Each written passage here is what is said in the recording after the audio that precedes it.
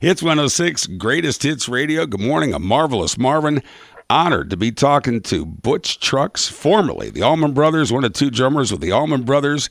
And now he's got the Freight Train Band, a consummate musician, a guy that is carrying the torch, in my opinion, of real music that comes from that special place. And Dwayne Allman. Well, thank you, sir. Oh, Dwayne Allman tapped into that, and Butch, you caught the fire, and you were passing it along. One question, real quick. How come there were two drummers in the Allman Brothers? Well, Dwayne brought J-Mo with him to Jacksonville, and I had played with Dwayne and Greg in a band like a year before. In fact, there's a record out called Dwayne and Greg Allman that you may have seen with the picture that was stolen off of Idlewild South, and they used that for the cover. That was actually a record that was done for our band, my band, called The Bitter End, or the 31st of February down in Miami. And Dwayne and Greg joined us, and that's actually the first recording of Melissa. Wow. You may have heard it. I don't know. I got to say, I work at a place every Thursday night, and there's a waitress. Her name is Melissa, and that's how I remember her name, that song. That is the first time it was recorded, and I think it's the best version I've ever heard. I mean, Dwayne just played really great guitar on it, and Greg, it's like when it was still fresh, and Greg sang it. And Greg actually just laid down the vocal as a guide for Scott Boyer, who was our singer. And but then the band split up. Greg went to California, Dwayne went to Muscle Shoals, and I went back to Jacksonville, Florida, and was just about ready to head back to college and get a degree in math and be a math teacher in some high school somewhere. And then there's a knock at the door, and it's Dwayne with J-Mo. And Dwayne introduces J-Mo to me as his new drummer, and introduces me to J-Mo as his old drummer. I would just like to say, by the way, if the whole world right now could work it out the way that you and J-Mo did and play together, what great music we've gotten. One of you could have copped an attitude, and we might not have heard a note of anything that you have given us through the years. I just want to ask a couple more questions before we talk about the concert Friday night.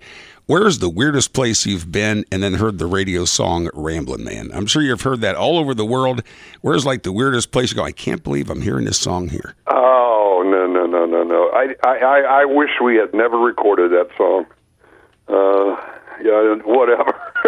Well, it came at a real bad time for the band because we actually went to the studio to make a demo of the song to send to Merle Haggard because we just felt like it was much too country for us. I mean, we definitely headed more in a country direction after Dwayne died, but Ramblin' Man was really a little over the line. And then we got into that big long jam at the end and forgot about how country the first part of the song was. Then it went to number 2 on the charts. What's really funny is the only reason it didn't make number 1. Why is that? We got to number 2. Number 1 was Half Breed by Cher. I think that's why Greg married her, to get even.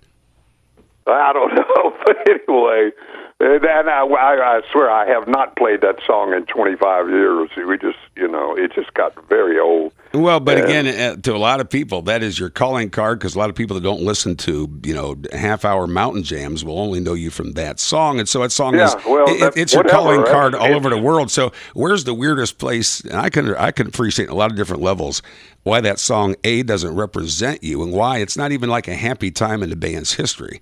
And then all of a sudden, out of left field, just like, whoa. But where's the weirdest place you've been on this planet Earth and had that song has popped up, but maybe not even your version, maybe an easy listening version of it or a karaoke version somewhere?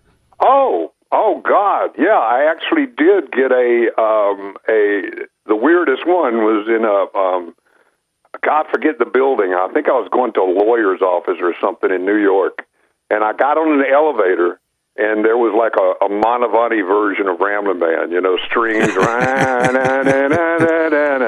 What the hell is that? Well, that Manavani, I understand he was quite a partier, so who knows? You remember Montavani? No. I'm 60 years old. I think that Montavani was quite a partier. Aside from him, the Rolling Stones were about the only group on the London record label. So there you go. They're on the same label. Imagine that company Christmas party. You got Montavani on one side, the Stones on the other. How cool that would have been. You can imagine Montavani doing Ramblin' Man or anything by the Allman Brothers for that matter. It's amazing. It's amazing you stayed awake through the whole version. Talk about the Freight Train Band and the big show coming up. The Freight Train Band is because the Allman Brothers split up. It's been over a year now and Greg is doing what he's always wanted to do because Greg spent 45 years trying to get us to stop jamming, and so he's finally and he's got a very good band. He's doing just what he wants to do, but it's just. When he brought Whipping Post to us, for instance, like the first or second day after he showed up in Jacksonville, after I was added to the band and we decided to have two drummers, then Greg showed up and he had Dreams, Whipping Post, Black-Hearted Woman, Every Hungry Woman. He'd been out in L.A., on the verge of committing suicide and just writing one great song after another. But he wrote Whipping Post as a slow ballad.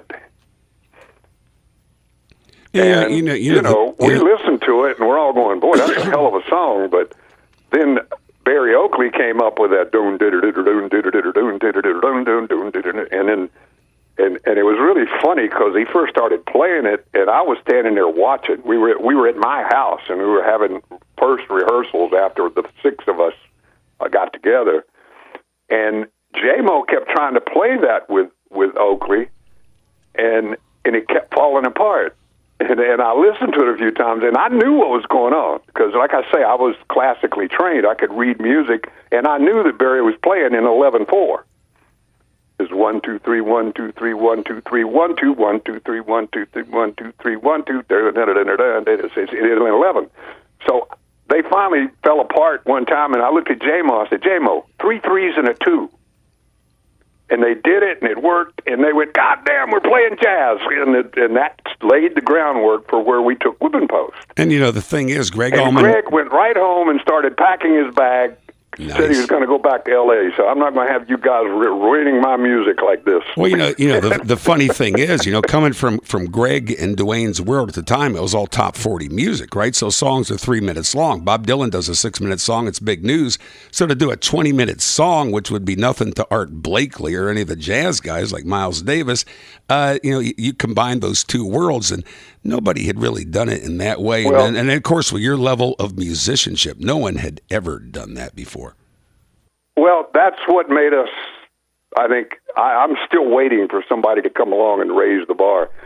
I'm really, really into this new group, Snarky Puppy. Have you heard them? I have not, but I will check them out based on your recommendation.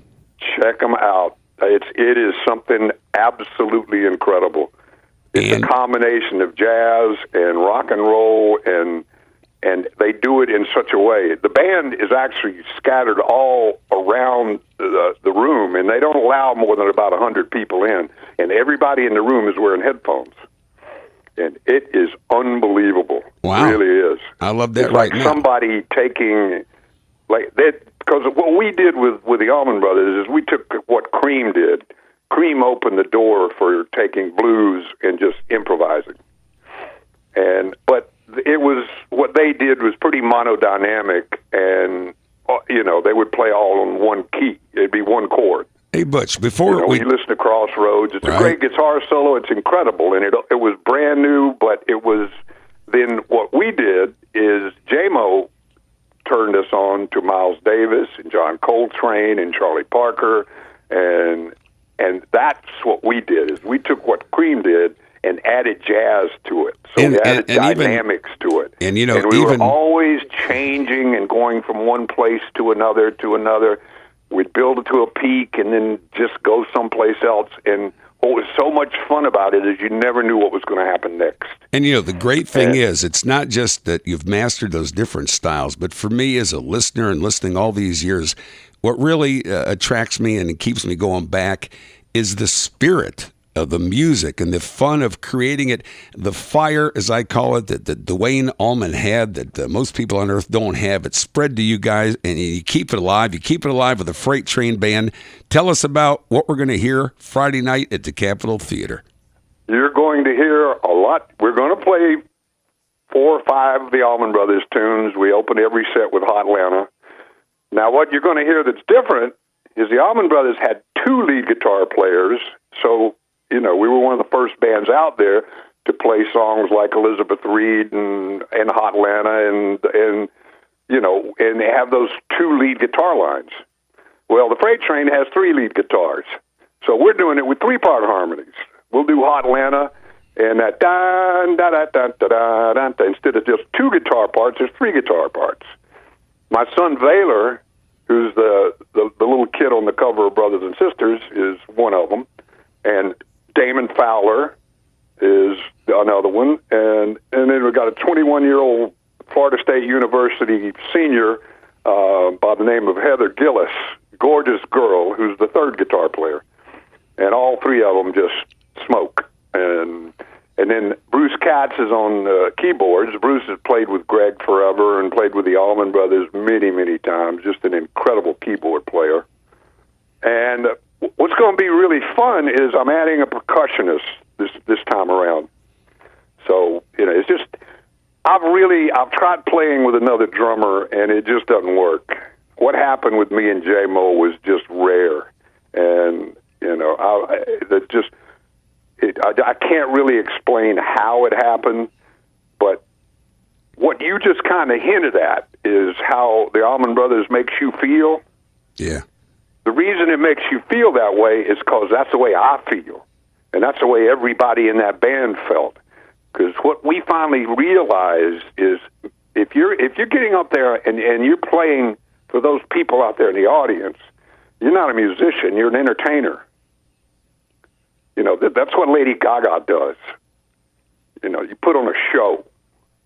When we first started, Atlantic Records just told us, hey, you got to be crazy. You're just going to stand there on stage and play music?